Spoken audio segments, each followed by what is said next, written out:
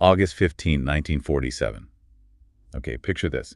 A whole nation waking up, sort of stretching after 200 years under someone else's rule, finally breathing free air. Yeah, that's the day the British Empire effectively packed its bags, and India as we know it was born. But look, this isn't just some date in a history book, is it? For millions, it was this incredible, unparalleled celebration. Absolutely. But for millions of others, it left these deep scars, scars that, honestly, you can still feel today. Right. So that's what we're doing today. A real deep dive into August 15th, India's Independence Day. Its significance is just immense. It really is. This is a story that didn't just reshape India, it fundamentally changed the global landscape of the 20th century. So let's get into it. What actually happened at midnight on that historic day? Was freedom just, handed over? Yeah. A gift from the British as they left? Or was it something fought for, tooth and nail, 1 inch by painful inch? That's a key question. And maybe the biggest question for you listening is, why does this specific date, August 15th, still matter so much now, here in 2024? Exactly. Our goal today is to unpack all of it, the highs, the lows, the triumphs, yes, but also the tragedies. And maybe some of the truths about India's journey to independence that don't always get talked about. We'll be navigating, centuries of change, conflict, massive shifts, trying to pull out the really crucial insights for you. So to really get 1947, we kind of have to go back further, right, to the beginning of British involvement. It wasn't an invasion initially. It started with the East India Company. Right. Just a trading company, supposedly. Right. Seemed harmless enough on the surface, focused on trade spices, textiles, that sort of thing. But somehow, this company morphed. It became this huge political and military force. And that led to, effectively, 2 centuries of British dominance. Yeah, it really makes you wonder, doesn't it? How does a company end up running a subcontinent? Yeah, how did that happen? Well, it's a fascinating and kind of disturbing example of what you might call corporate colonialism. They were incredibly shrewd. In what way? They didn't just trade. They played internal politics, exploited divisions between Indian rulers, gradually got rights to collect land revenue, which was huge. The money. Exactly. Yeah. And crucially, they built their own private army, a massive one. They basically wrote the playbook on how to gain political power through money and military force. And other colonial powers copied them later. Some definitely learned from their model, yeah. This takeover, it wasn't sudden, it was slow, insidious, which meant resistance wasn't like one big explosion at first. It was this deep, simmering resentment building up for generations. Until it wasn't simmering anymore. It boiled over. We saw those early sparks, didn't we? Revolts, rebellions. People showing the empire wasn't just going to be accepted. Definitely. The 1857 uprising is the big one people point to, often called India's first war of independence. Right, with figures like Mangal Pandey, the sepoy who refused the rifle cartridges. Believed to be greased with animal fat, offensive to both Hindus and Muslims. And Rani Lakshmibai, the Queen of Jhansi, fighting on horseback. Incredible symbols. So what did that 1857 uprising really signify, looking back? It was a game changer. It showed the British the sheer depth of Indian anger and, frankly, forced the British crown to step in and take direct control from the company. So no more corporate rule, direct imperial rule. Exactly. But maybe more importantly, it showed that all these separate acts of resistance could actually come together and pose a real threat. It planted the seeds for, a national consciousness, even if a truly unified movement was still a way off. It proved the British weren't invincible. Precisely. But the path forward from there, the fight for freedom, it wasn't unified at all, was it? Hugely divergent paths. Yeah. You have Mahatma Gandhi, whose philosophy of ahimsa, nonviolence, becomes the sort of the global image, the soul of the movement for many. The moral high ground, the peaceful resistance, civil disobedience, hugely powerful. But then you have others. Netaji Subhash Chandra Bose and his Indian National Army, the INA. That was fire. Armed struggle. Completely different approach. And it's striking, like you said, how often the INA narrative gets downplayed or even forgotten compared to Gandhi's path. It really makes you question how history gets written, doesn't it? Whose version becomes the version? It does. And it wasn't just Bose. You had revolutionaries like Bhagat Singh earlier on who absolutely believed armed resistance was the only way. They saw nonviolence as ineffective against a powerful empire. So stark philosophical differences. Absolutely. And Bose took it a step further, forming the INA outside India, collaborating with Axis powers during World War II, a radical move. Controversial, too. Hugely controversial. His thinking was basically, my enemy's enemy is my friend, and Britain's wartime weakness was India's opportunity. And the fact that his role is maybe getting more attention now? It tells us history isn't simple. It's messy, complex. Maybe emphasizing nonviolence after independence helped build a unified national story, smooth over the cracks. But the reality of the struggle involved many different, sometimes conflicting, approaches. That distinction is so important. And beyond these big figures and philosophies, there were key moments, mass movements, that really shook the British, like the Quit India movement in 1942. Oh, absolutely. That do or die call from Gandhi.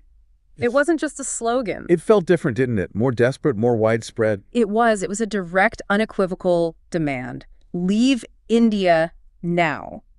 It showed the sheer breadth of the desire for independence across the population.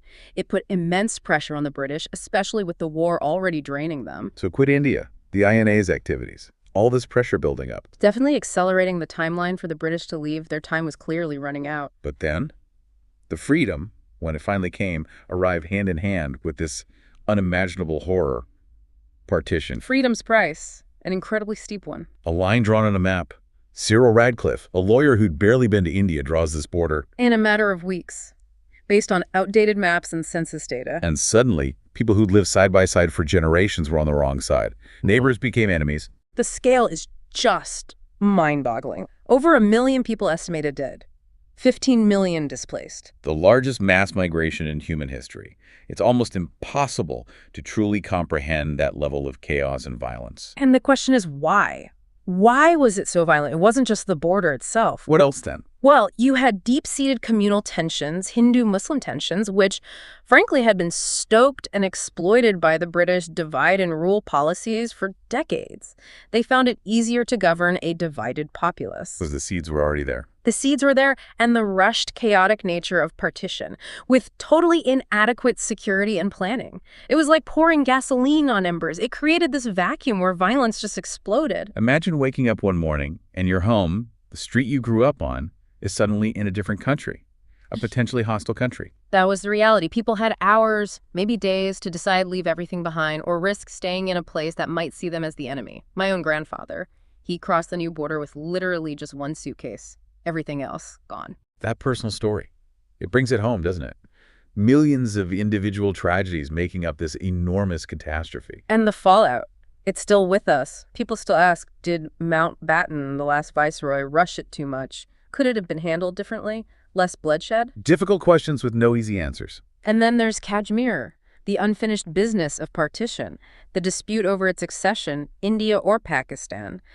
That's a direct, tragic legacy that continues to fuel conflict today. The ripple effects are undeniable, Yeah. still shaping regional and even global politics. So emerging from that trauma, that division, India had to build a nation, literally from the ground up in many ways. And the journey since then has been pretty incredible, hasn't it? From being seen as, broken, divided in 47. To now, a major global player, trajectory towards being a superpower.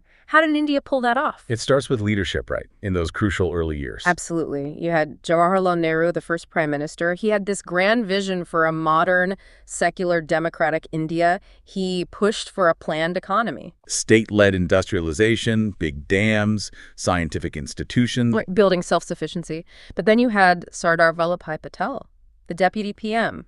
Much more pragmatic, maybe. The Iron Man of India. His big challenge was integrating the princely states, wasn't it? Over 500 of them? Yes.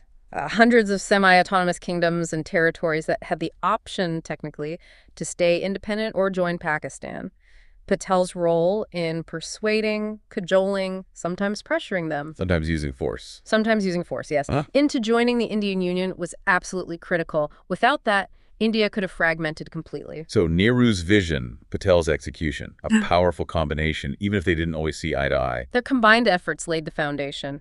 But that foundation got tested severely. There were wars, sacrifices. The 1962 war with China, a big shock to the system, wasn't A it? huge shock. Exposed military weaknesses led to a major rethink of defense strategy, a real wake-up call. Then 1971, the Bangladesh Liberation War. India played a key role there. A decisive role. It led to the creation of Bangladesh, of course, but it also cemented India's position as the dominant power in South Asia. And more recently, Kargil in 1999. High-altitude mountain warfare. showing India's resolve to defend its borders, even in incredibly difficult terrain. Each of these conflicts, costly as they were, shaped the nation's identity and its strategic posture. Alongside the politics and conflict, there's the economy. That's been a roller coaster, too. Oh, definitely. Started off very state-controlled, focused on agriculture and heavy industry. Pretty slow growth for decades, some would say. The Hindu rate of growth, they used to call it, somewhat pejoratively. Right. But then came 1991, a huge turning point. India was facing a severe economic crisis, almost defaulted on its loans. And that forced major reforms, Yeah. liberalization. Exactly. Opening up the economy, reducing state control, welcoming foreign investment. It fundamentally changed India's direction. And that really paved the way for the IT boom, didn't it? It absolutely did. Unleash entrepreneurial energy, connected India to the global economy in a new way. Bangalore became synonymous with software. We've seen incredible growth since then. But it's not all rosy, is it? There are still big challenges. Inequality. Huge challenges. Wealth disparity is significant. Making sure growth benefits everyone, not just a few, is a constant struggle. Development hasn't always been balanced across regions either. So economic progress, yes, but ongoing struggles too. Yeah. What about culture? India's impact on the world stage seems bigger than ever. It really does. Take Bollywood. It's not just movies, it's a global phenomenon. It shapes perceptions of India worldwide. It connects the huge Indian diaspora. It's a form of soft power. Yeah, everyone knows Bollywood. And yoga. Yoga's exploded globally, hasn't it? A wellness practice with ancient Indian roots, now practiced everywhere. That's massive cultural influence. And then there's the science and tech side. ISRO, the space agency. Incredible achievements, reaching Mars on the first try, launching constellations of satellites. It's a source of immense national pride and demonstrates serious technological capability. And things like the Pokhran nuclear tests back in '74 and '98, asserting India's place as a nuclear power. Right. All these things, culture, science, technology, they signal a nation stepping up, claiming its space on the global stage. Okay, so fast forward to today, 77 years on. We've talked about the history, the journey, but why does August 15th still matter now? What does freedom mean in 2024? That's the crucial question, isn't it? Is it just about being free from the British, or is it something more, an ongoing process? Are we truly independent maybe from other things, internal challenges, external pressures? It prompts a deeper reflection, I think. The spirit of independence, though, you see it reflected in modern India in different ways. Like what? Well, look at initiatives like Digital India. It's not just about rolling out broadband. It's about empowering citizens, giving them access to information and services, trying to flatten hierarchies in a way. It's a modern take on self-reliance, almost. Making the state more accessible, potentially more accountable. That's the idea. And the constant push for Atmanirbhar Bharat, self-reliant India in manufacturing, defense, that's a direct echo of that original independence impulse, wanting to stand on your own feet. And the youth. Yeah. You can't ignore the role of young people in India today. Absolutely not. They're incredibly dynamic. You see their energy in social movements, advocating for change, holding power accountable. And the startup culture. It's huge. It really is. Young entrepreneurs driving innovation, creating jobs, tackling problems with technology. They are in so many ways writing India's next chapter. They are the change makers. But we have to be balanced. It's not all progress and potential. There's still major hurdles, right? Oh, definitely. You can't talk about modern India without acknowledging persistent challenges. Corruption is still a significant issue. Inequality, as we mentioned, economic and social disparities. Yes.